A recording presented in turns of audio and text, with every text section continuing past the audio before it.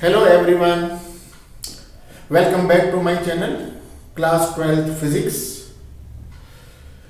आज के टॉपिक हमारा है critical angle and total internal reflection. Video शुरू करने से पहले मैं एक रिक्वेस्ट करना चाहूंगा, वीडियो को पूरा देखें जिससे कि टॉपिक सही तरीके से समझ में आए। अगर वीडियो अच्छा लगता है तो इसको लाइक करें प्लीज, शेयर करें अपने फ्रेंड्स के साथ और चैनल को सब्सक्राइब जरूर करें जिससे कि जो भी आगे आने वाले वीडियो हैं उनका नोटिफिकेशन आपको टाइमली मिलता रहे। तो हमारा टॉपिक है critical angle. As we have discussed that when the light travels from a dense to rare medium, it bends away from the normal like this. Suppose this is the boundary of separation of the two media. Let it is a rarer medium and it is a denser medium. This surface is separating the two media and let the light falls at certain point. Let it is traveling from the dense to rare medium like this along path AB. What will happen? It will bend away from normal after refraction. After refraction, it goes left along the path BC. Here, this angle, this is the normal. N dash is the normal at the point of incidence B. ये angle होगा angle of incidence and this is angle of refraction. And angle of refraction will be greater than the angle of incidence as the light is going from the denser to rarer.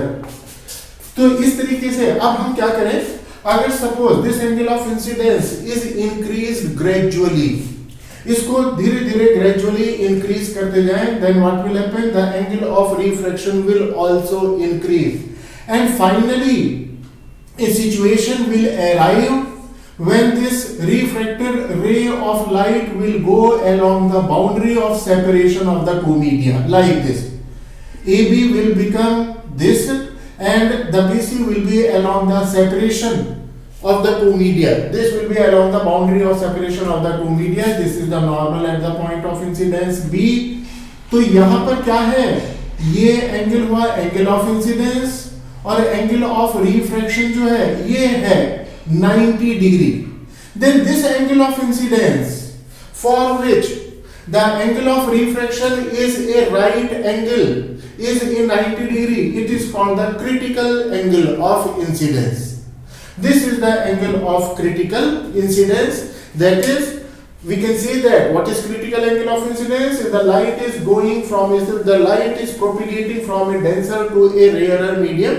Then the angle of incidence in the denser medium for which the angle of refraction in the rarer medium is 90 degree is called the critical angle of incidence. And at this stage by Snell's law के according actually में क्या होगा यहाँ पर, refractive index of this rarer medium with respect to this denser medium it will be equal to sin I upon sin R. लेकिन हम यहाँ पर क्या कर रहे हैं कि I की वैल्यू है IC. क्रिटिकल एंगल के केस में एंगल ऑफ रिफ्रैक्शन कितना है, इट बिकम्स 90 डिग्री. ये 90 डिग्री है और इसका अलावा एक चीज ये कि जनरली हम जो एंगल ऑफ इंसिडेंस ये लेते हैं वो रेयर मीडियम में लिए जाते हैं और उसके लिए फिर जब हम रिफ्रैक्टिव इंडेक्स डिफाइन करते हैं, एब्सोल्यूट रिफ्रैक्टिव इंडेक्स वो होता है रेयर मीडियम के रिस्पेक्ट में डेंस मीडियम का. इसको हम प्रिंसिपल ऑफ रिवर्सिबिलिटी से चेंज कर सकते हैं. तो प्रिंसिपल ऑफ रिवर्सिबिलिटी से ये डेंस मीडियम के रिस्पेक्ट में जो रेयर मीडियम का रिफ्रैक्टिव इंडेक्स है it will be equal to 1 upon refractive index of dense medium with respect to rare.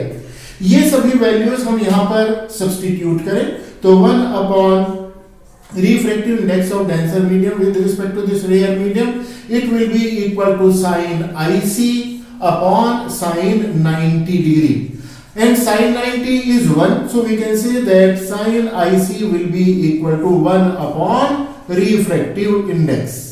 ये dense medium का refractive index है now with respect to the rare medium. For example जैसे हम ये कहें कि glass एयर इंटरफेस या water air interface, इस तरह के इंटरफेस हैं तो उनके लिए। तो यानी क्रिटिकल एंगल ऑफ इंसिडेंस की साइन ये रेसिप्रोकल है रिफ्रैक्टिव इंडेक्स का, डेंस मीडियम के रिफ्रैक्टिव इंडेक्स का। फॉर एग्जांपल जैसे सपोज ग्लास है, ग्लास के लिए ग्लास के लिए रिफ्रैक्टिव इंडेक्स है 3/2 1.5। तो इस तरह से यहां पर क्रिटिकल एंगल कितना बनेगा, साइन IC ये हो जाएगा 1/μ, यानी 1/3/2 मींस 2/3 मींस 0.6667। इसको अगर हम साइन की टेबल में देखें कि ये वैल्यू क्या है, तो ये अप्रोक्सीमेटली 41.8 डिग्री बैठता है, तो approximately we can take 42 degree sine IC ये हो जाएगा मेरे बच्चों पॉइंट इतना, तो इसलिए IC will be equal to 42 degree. Critical angle of incidence for the medium glass is 42 degree. Similarly for water, अगर इसको हम वाटर के लिए चेक करें तो वाटर के केस में म्यू का वैल्यू लेंगे 4/3, इसलिए वाटर के लिए sine IC it will be 1/4/3 यानी 3/4.75। इसको भी अगर हम टेबल से देखते हैं तो टेबल से इसकी value approximately IC comes out to be 48.5 degree के आसपास, नियरली इतना ये वैल्यू आएगा। इसका मीनिंग क्या हुआ कि अगर स्मॉलर वैल्यू है रिफ्रैक्टिव इंडेक्स की तो क्रिटिकल एंगल की वैल्यू लार्जर होगी, और अगर हायर वैल्यू है रिफ्रैक्टिव इंडेक्स की तो क्रिटिकल एंगल ऑफ इंसिडेंस कम होगा। इसमें जैसे डायमंड है, डायमंड के लिए जो रिफ्रैक्टिव इंडेक्स है ये है अप्रोक्सीमेटली 2.47, और इसके लिए अगर क्रिटिकल एंगल फाइंड किया जाए अप्रोक्सीमेटली 23 डिग्री के करीब ये एंगल आता है। For a good quality diamond whose refractive index is 2.47, इसके लिए क्रिटिकल एंगल है 23 डिग्री ओनली। तो इसलिए जितना हायर रिफ्रैक्टिव इंडेक्स होगा क्रिटिकल एंगल उतना ही कम होगा। अब क्रिटिकल एंगल के कम होने से देखिए क्या होगा, जैसे कि हमने यहां पर लिया था कि light is propagating from a denser to a rarer medium and the angle of refraction is in the rarer medium which is greater than the angle of incidence. अब अगर मान लीजिए हम I की वैल्यू IC के भी beyond ले जाए, IC के बाद और बढ़ा दें, यहां पर इसकी वैल्यू को अगर और इंक्रीज किया जाए, ये नॉर्मल हमने वही लिया बच्चों n डैश, और यहां पर ये AB ये इंसिडेंट रे, लेकिन ये जो एंगल ऑफ इंसिडेंस है I it is greater then IC। इसको क्रिटिकल एंगल से अगर ग्रेटर रखें, क्रिटिकल एंगल से अगर इसको ग्रेटर रखेंगे तो अब एंगल ऑफ रिफ्रैक्शन की वैल्यू 90 डिग्री से ग्रेटर नहीं होगी, क्योंकि 90 डिग्री से ग्रेटर होगी तो फिर तो ये सेम मीडियम हो जाएगा, रिफ्रैक्शन होगा ही नहीं। जबकि अगर I की वैल्यू IC से ग्रेटर लेंगे तो ये 90 से ग्रेटर होना चाहिए। तो इसलिए ऐसे केस में when angle of incidence is greater than the critical angle of incidence, no refraction takes place. No refraction takes place. The light return back into the same denser medium, obeying the laws of reflection. इसलिए ये अब refraction होगा नहीं, इसका reflection होगा। ये reflection होगा in accordance with the laws of reflection। और दो बातें होंगी यहाँ पर देखिए, एक तो लाइट का रिफ्लेक्शन तो है ही, और यहाँ पर किसी भी सरफेस पर जनरली जब रिफ्लेक्शन या रिफ्रैक्शन होता है तो लाइट पार्शियली रिफ्लेक्ट होती है, पार्शियली रिफ्रैक्ट होती है, but in this case there is no option of refraction, क्योंकि अगर रिफ्रैक्शन होगा तो angle of refraction must be greater than 90 degree, और वो हो नहीं सकता। So 100% of light get reflected, 100% light get reflected. Light का 100% रिफ्लेक्शन होने की वजह से ही it is called the total internal reflection, क्योंकि यहां पर लाइट का 100% रिफ्लेक्शन है, no partial refraction takes place.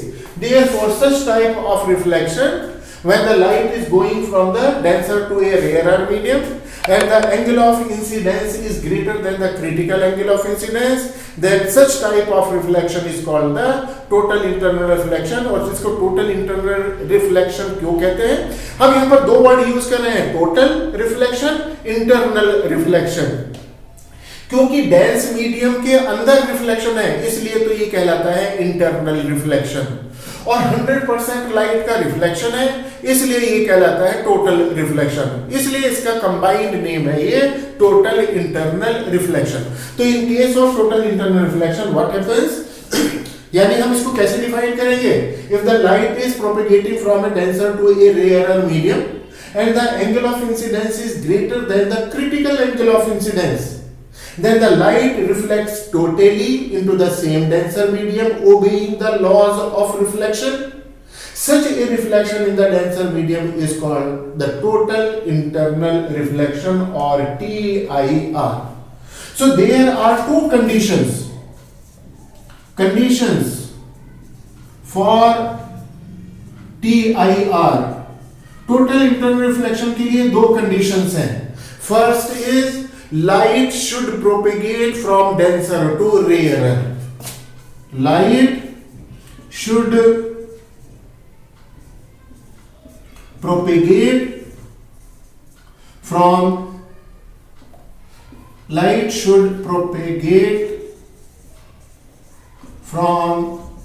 denser to rarer medium। पहली कंडीशन तो ये जरूरी है, अगर लाइट रेयर से डेंस की तरफ जाएगी तब टोटल रिफ्लेक्शन नहीं होगा। टोटल रिफ्लेक्शन की light should propagate from denser to rarer medium. And number 2, second is the angle of incidence I must be greater than the critical angle of incidence for the given pair of medium. जो भी given pair of medium है उसके लिए जो भी critical angle है, for example जैसे glass air interface के लिए 42 डिग्री, वाटर एयर इंटरफेस के लिए 48.5 डिग्री या डायमंड के लिए ये 23 degree, it must be greater than critical angle of incidence, then the light will reflect totally into the same denser medium. It is called total internal reflection, and there are several applications for the total internal reflection. इस total internal reflection के several applications हैं। इनके applications में सबसे पहला application ये है कि एक जो हम एक्सपेरिमेंट के लिए लैब्स में प्रिज्म यूज करते हैं, इक्विलेटरल प्रिज्म, और एक दूसरा प्रिज्म और होता है, ये है आइसोसेलेस टाइप का प्रिज्म जो कि कहलाता है total reflecting prism. Total reflecting prism, total reflecting prism क्या है? ये एक ऐसा प्रिज्म है जिसके दो साइड्स इक्वल हैं, which are inclined at 90 degree, और ये थर्ड फेस इधर, ये दोनों फेसेस इक्वल लेंथ, ये भी। इसका मतलब ये हुआ कि ये 45 डिग्री होगा, ये भी 45 डिग्री। ये कहलाता है total reflecting prism. It is used to bend the ray of light, beam of light by 90 degree as well as by 180 degree।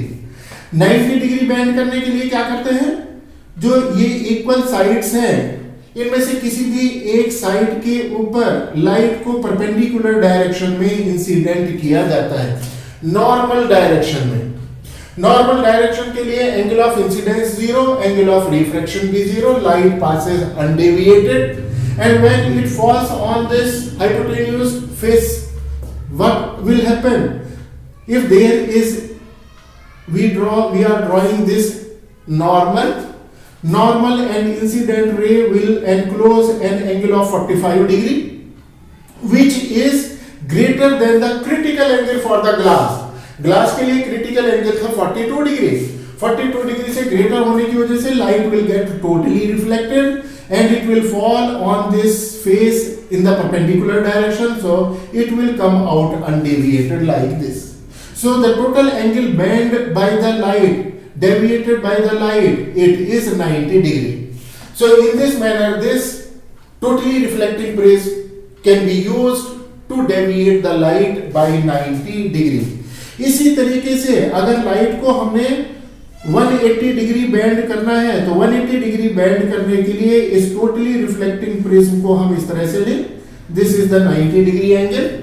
यहां पर इसके इस फेस पर इस सामने के वर्टेक्स से ऊपर की तरफ, सपोज जैसे हम ये कहें कि ये ए है, ये बी, ये सी, तो इस ए वर्टेक्स के ऊपर लाइट इंसिडेंट की जाएगी in the normal direction. Normal direction होने पर उसी तरीके से जैसे कि हमने यहां पर लिया था, ये एंगल ऑफ इंसिडेंस को कि 45 डिग्री होगा जो कि क्रिटिकल से ग्रेटर है। The light will get totally reflected and will fall on the other face.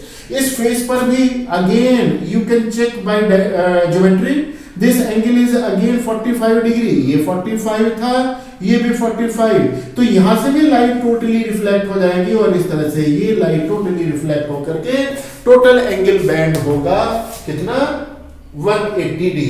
इस तरह से लाइट को 180 डिग्री बैंड करने के लिए भी इस टोटली रिफ्लेक्टिंग प्रिज्म को यूज किया जा सकता है। इसके अलावा इसकी एक और बहुत ही इंपॉर्टेंट एप्लीकेशन है sparkling of diamonds. Sparkling of diamond sparkling nature show करते हैं। कैसे शो करते हैं? क्योंकि देखिए डायमंड के लिए रिफ्रैक्टिव इंडेक्स वेरी हाई 2.47, इसका critical angle only 23 degree. Lesser is the value of critical angle of incidence, larger are the chances for the total internal reflection. इसलिए डायमंड के अंदर टोटल इंटरनल रिफ्लेक्शन के बहुत ज्यादा chances होते हैं, लेकिन इन टोटल इंटरनल रिफ्लेक्शन को यूटिलाइज करने के लिए क्या करते हैं, डायमंड के क्रिस्टल के ऊपर एक large number of faces develop किए जाते हैं। Large number of faces develop करने पर अब कोई भी लाइट की रे अगर किसी भी फेस से होकर के डायमंड क्रिस्टल के अंदर जाएगी, रिफ्रैक्ट होकर के वो किसी दूसरे फेस पर टकराएगी, वहां पर एंगल अगर 23 या उससे ग्रेटर है, then the light will go under total internal reflection and it will be repeated at various faces. Light केवल तभी बाहर आ सकती है when the angle of incidence at any face will become less than critical angle of incidence. Otherwise it will go under total internal reflection inside the crystal many times. Repeated internal reflection होते रहेंगे। इसीलिए light इसके अंदर enter तो easily हो जाएगी, store हो जाएगी, लेकिन बहुत ही कम चांसेस उसके बाहर आने के होते हैं, जिस समय 23 से ये कम एंगल होगा केवल तब। तो इसलिए जिस साइड से भी, जिस फेस से भी ये लाइट बाहर आएगी, उधर से फिर वो हमें चमकदार दिखाई देते हैं। इसीलिए डायमंड के क्रिस्टल्स के अंदर स्पार्कलिंग नेचर होती है। इसके अलावा TIR का एक और बहुत ही इंपॉर्टेंट एप्लीकेशन होता है, ये है ऑप्टिकल फाइबर्स। ऑप्टिकल फाइबर्स क्या है? ऑप्टिकल फाइबर एक ऐसा डिवाइस है जिसकी हेल्प से हम लाइट को किसी भी डिजायर्ड डायरेक्शन के अलोंग बेंड कर सकते हैं। वैसे तो लाइट ट्रेवल करती है along a straight line path, rectilinear propagation of light की वजह से, but in case of A optical fibre light travels along a curved path by the use of phenomena of total internal reflection. इस optical fiber में क्या है? It is a hair like structure.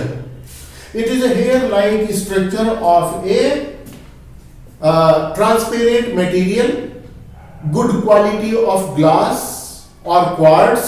उसका बहुत ही एक फाइन स्ट्रक्चर है, hair fine structure, जिसकी थिकनेस बहुत ही कम है। इस तरह से कोई भी ये स्ट्रक्चर हो सकती है, इस तरह की ये स्ट्रक्चर, ये इस तरह के ग्लास की स्ट्रक्चर है जिसका रिफ्रैक्टिव इंडेक्स थोड़ा हायर है।